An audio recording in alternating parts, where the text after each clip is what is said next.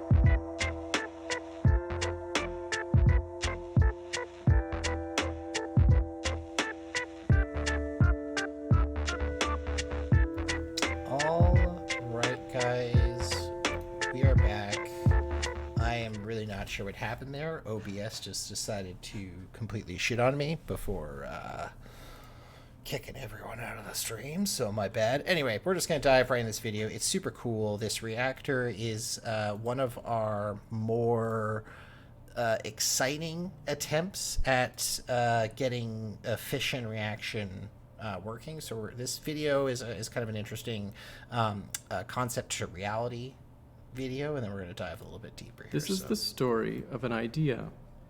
The idea of confining a plasma with a temperature over 100 million degrees, 5 times hotter than the core of the sun, in a magnetic cage produced entirely by a system of current-carrying coils outside the plasma. We call this plasma cage a stellarator. The stellarator must have the form of a donut, referred to by physicists as a torus. Particles which find themselves within the cage must follow its magnetic field lines to a first approximation, and if the field lines are bent so as to form closed surfaces in space, then escape becomes impossible, and particles can only repeatedly circle the torus.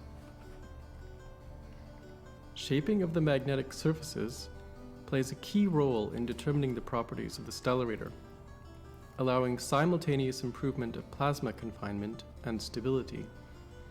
So the idea here is that the stellarator, or the reactor, needs to be able to send plasma in a loop. Okay, it's kind of like a particle accelerator. You're shooting a bunch of shit around in a circle, and you want to be able to contain it, right? But as I'm sure you can imagine, particles in the real world don't just follow a simple torus or a simple donut shape. And when they look at ways of using magnetism to confine that plasma, because that's something we can do, we use super powerful magnets to control the flow of the way this plasma goes through a cage, which you guys will see in a second. It gives us the ability to understand the best shape for that. And that's where the actual crazy shape of this stellarator comes from. Determining the ideal shape is far from simple, however, and only became possible at the end of the 1980s using a computer-aided optimization process.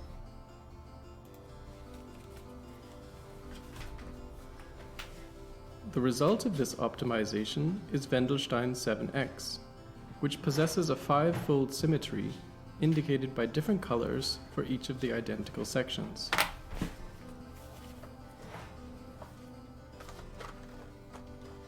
Only the outermost magnetic surface is visible at the moment, but there are countless additional surfaces within. If we cut through the torus, we see the puncture points of representative field lines, which form some of these surfaces. It is important to note that each surface is well separated from its neighbors. making the concentric structure of the magnetic cage apparent. So this is really interesting. It almost looks like a fingerprint, eh? And essentially, oh, sorry guys, this is how you, sorry, I'm opening people's profiles here by accident. Where did that video go? I'm so lost right now. So it looks a lot like a fingerprint, right? Which is kind of cool because it illustrates that there is an incredible intricacy in the pattern to these magnetic fields, and they follow a certain natural order. And we've been able to use computer topography to essentially understand how to best manipulate these magnetic fields. Only in this manner is it possible to contain the enormous thermal energy of the plasma for a sufficient length of time.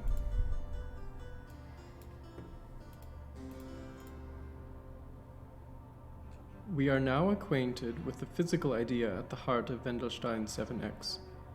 But to learn something about the technological realization of the device, we must enter the Torus Hall.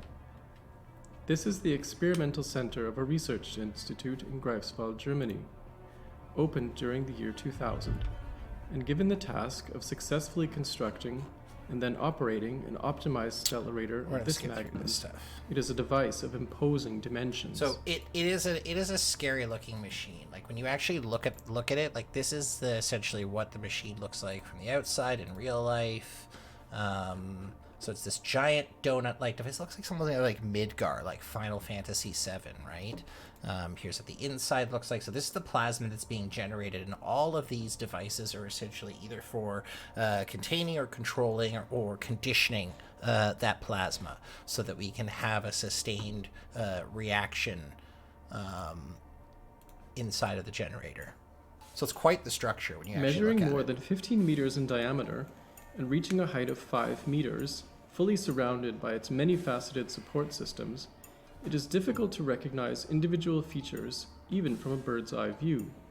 To ease the process, individual components belonging to a common system appear in the same color.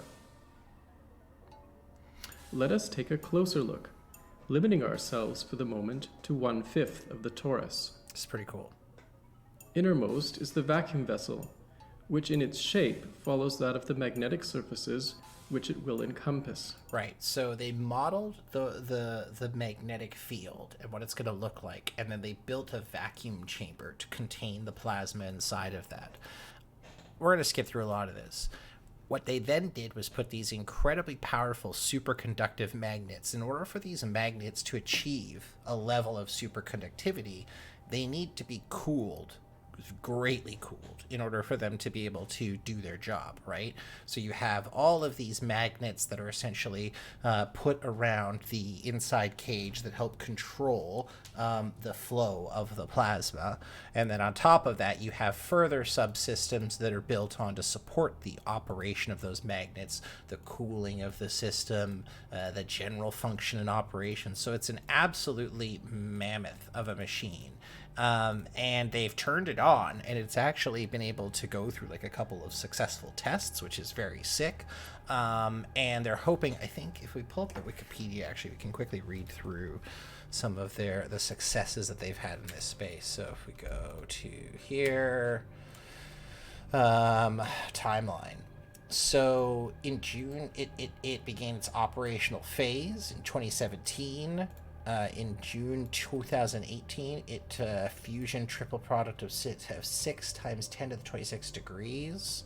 In November, it ended the operation, became an upgrade phase, and then they're trying to upgrade it so in a year they're going to have it to operational 2.0, which is the idea of having steady state operations. They've had to iterate on this thing slowly but surely and make sure that they can turn it on, that it doesn't explode, and then once they got it up and running, like, okay, now we can like really turn it on and run it for a little while. So this is a really interesting piece of technology that is going to hopefully help us better understand how to create electricity. Now watch everyone say it's dangerous in RC. For sure. I mean, I remember when they first were testing, atomic weapons, nuclear weapons, there was some worry that it was actually going to vaporize the atmosphere, right? And they did it anyway, and thankfully, no harm, no foul, guys. But yeah, a lot of new technologies like the Hadron Collider, people were concerned of it opening like a black hole or having some kind of uncontrolled side effect. And though those things are like possible, like they're not within the realm of impossibility, highly unlikely, just with our understanding of how things work and our previous expertise with things like particle accelerators, and different type of detectors and systems like that. So it's going to be really interesting to see. And I mean, the great thing about fusion, so the problem with fission is that in order for fission to work, we have to use an already very unstable or an isotope of, the reason why we use uranium is because it's easy to get it to release neutrons. Okay, it's easy to hit it with some neutrons and get it to have a chain reaction that continues to produce those. The problem is that the fuel that or the byproduct of that chain reaction that's left over is more highly charged uranium that is constantly releasing more particles. So the byproduct of fission is radioactive waste that's fucking terrible for the environment. Shit, fission power as it is very green. Nuclear power is one of the greenest energy technologies that we have on the planet, but you know, until we have ways of better managing the waste products and, you know, not having a fucking Fukushima or a Chernobyl happen, then, you know, it's obviously always going to have its bad rap. But fusion, what's interesting, a fusion is the byproduct is like steam and like it's like literal water, like and helium. Like there's nothing bad that comes out of the byproduct of these reactions. And so, you know, if we can find a way of having a stable fusion reaction and keeping enough, the trick to the fusion reaction is getting more energy than we put in, right? We can fuse atoms, but we have to put an enormous amount of kinetic and electrical and heat energy into something to make this happen. If we could get a system that was not like a perpetual motion machine, but something that we were able to put energy and get a cumulative benefit or an exponential increase in power from the output, then we would have something that would be potentially like pretty fucking life-changing. So yeah, I think it's a super interesting field of study that I'm particularly excited in learning more about and getting more into. Guys, we are approaching the 3-hour mark of the stream. Let's just check a couple things here. Yeah, like what we would do is we would have many of these reactors that would have, you know, safe, controllable fission reactions, and they would be able to. They also like fusion power. The output is far more intense than fission. Like you get a lot more electricity out of you get a lot more bang for your buck. And so, you know, you could build smaller reactors that had way more impact or way more ability to deliver, you know, power. And I mean, you know, again, there's other technologies that we can augment like that, whether it's solar, wind, hydroelectric. Like there are solutions to a lot of these problems, right? It's about understanding how those different technologies can be applied, much like we do in my profession in the IT world, right? Like we have a problem to solve and we find a mesh or a patchwork of solutions that allow us to deliver those services to our clients. So, you know, it's a way to go. It's a way to go. Guys, I hope you're having fun in the stream. I'm having a really good time chatting, hanging with pals, talking about science. I think we've got a little bit more to go here in terms of videos that I wanted to dank me H3. I have a couple more videos that I wanted to get through tonight on the physics front. I think we'll just end it with this fun unsolved. Oh, no, I remember what I want to do. Fusion.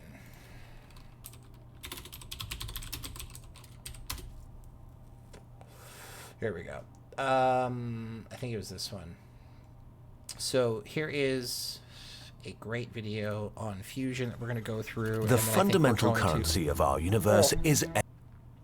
And then I think we're going to call it for tonight. It's getting a little late here in good old Toronto. It's been a really great time hanging out with pals and talking about science and flying through space. And it is definitely not going to be the last. We're going to keep this up. And every, Tech Talk Tuesday is time to kick back, hang, and talk about science. So please come back. Let me know if you guys have fun, and you know, let's keep going here. Energy. It lights our homes, grows our food, powers our computers. We can get it lots of ways: burning fossil fuels, splitting atoms, or sunlight striking photovoltaics. But there's a downside to everything. Fossil fuels are extremely toxic, nuclear waste is, well, nuclear waste, and there are not enough batteries to store sunlight for cloudy days yet. And yet, the sun seems to have virtually limitless free energy. Is there a way we could build a sun on Earth? Can we bottle a star? It's a great question. Very good question.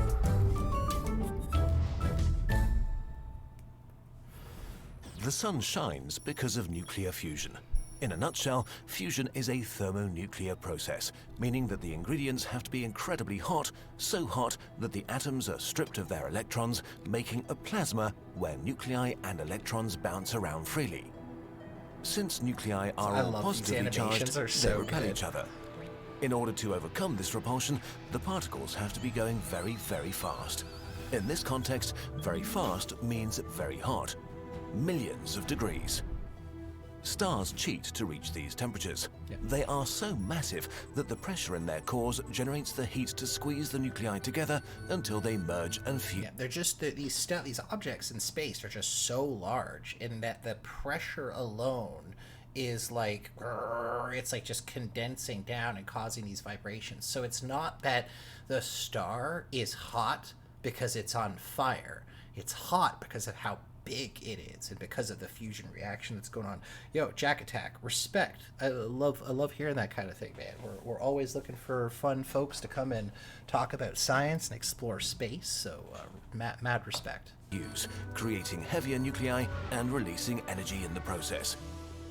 It is this energy release that scientists hope to harness in a new generation of power plant, the fusion reactor. This is sick. On Earth, it's not feasible to use this brute force method to create fusion, so if we wanted to build... Because obviously we can't put enough mass into one space to create that kind of dense vibration. We have to think of smarter ways to do it. A reactor that generates energy from fusion, we have to get clever. To date, scientists have invented two ways of making plasmas hot enough to fuse. The first type of reactor uses a magnetic field to squeeze a plasma in a donut-shaped chamber where the reactions take place. That's the one we were just looking at. These magnetic confinement reactors, such as the ITER reactor in France, use superconducting electromagnets cooled with liquid helium to within a few degrees of absolute zero, meaning they host some of the biggest temperature gradients in the known universe. So just to, sorry guys, just to hammer that point home, like the amount of precision that is required to super cool, oh that's weed, to super cool these magnets down and be able to achieve this next to the temperature that are being created inside the reactor, it's absolutely insane. Sorry guys. I swear I'll stop fucking up the video in like 5 seconds here. My bad. Including it gradients in the known universe. The second type, called inertial confinement, uses pulses from superpowered lasers to heat the surface of a pellet of fuel, imploding it, briefly making the fuel hot and dense enough to fuse. In fact, one of the most powerful lasers in the world is used for fusion experiments at the National Ignition Facility in the US. That's crazy. These experiments and others like them around the world are today just experiments. Scientists are still developing the technology. And although they can achieve fusion, right now, it costs more energy to do the experiments than they produce in fusion. That's the inherent challenge. The technology has a long way to go before it's commercially viable. And maybe it never will be. It might just be impossible to make a viable fusion reactor on Earth. But if it gets there, it will be so efficient that a single glass of seawater could be used to produce as much energy as burning a barrel of oil with no waste to speak of. This is because fusion reactors would use hydrogen or helium as fuel, and seawater is loaded with hydrogen. But not just any hydrogen will do. Specific isotopes with extra neutrons, called deuterium and tritium, are needed to make the right reactions. Deuterium is stable and can be found in abundance in seawater, though tritium is a bit trickier. It's radioactive, and there may only be 20 kilograms of it in the world.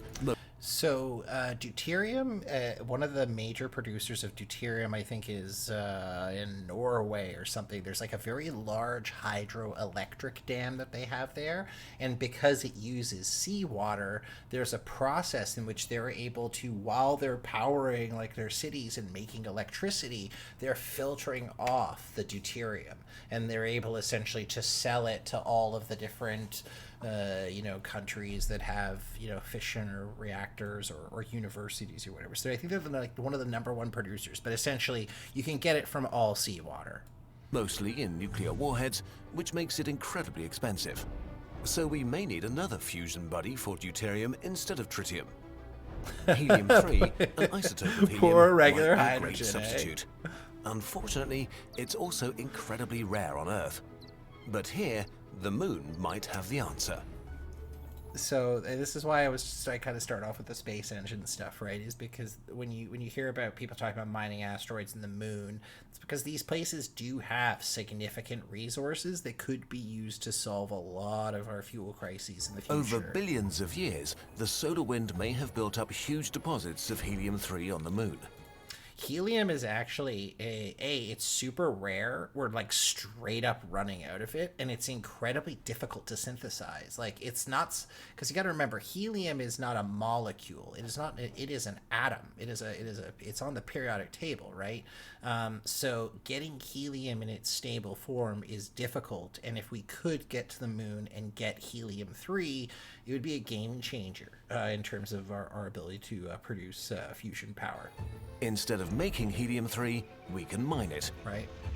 If we could sift the lunar dust for helium, we'd have enough fuel to power the entire world for thousands of years.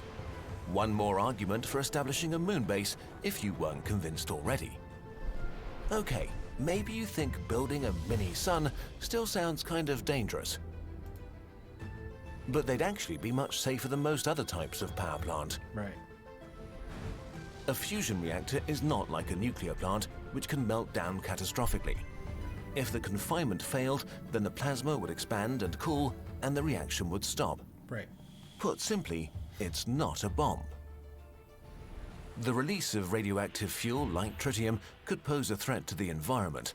Tritium could bond with oxygen, making radioactive water, which could be dangerous as it seeps into the environment. Fortunately, there's no more than a few grams of tritium in use at a given time, so a leak would be quickly diluted. So we've just told you that there's nearly unlimited energy to be had at no expense to the environment in something as simple as water. So, what's the catch? Yeah, hey, sorry, Moon. Like, we are now colonizing you. Hope you don't mind. Hope there's no one here that's gonna mind taking all your shit. Cost.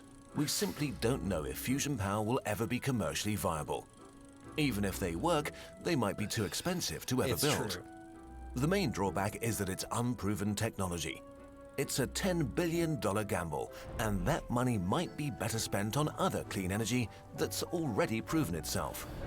So to this point, I would agree. Like, I think it makes much more sense to invest in transitioning our current energy grid onto more sustainable, like, methods of power for obvious reasons.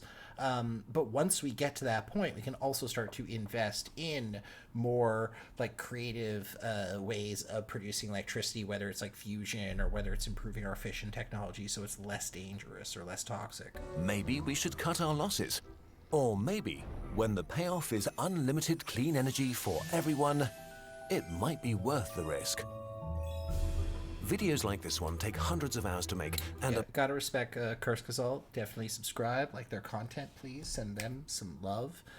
Speaking of love, guys, it has been an absolute pleasure hanging out, chilling, keeping it real tonight.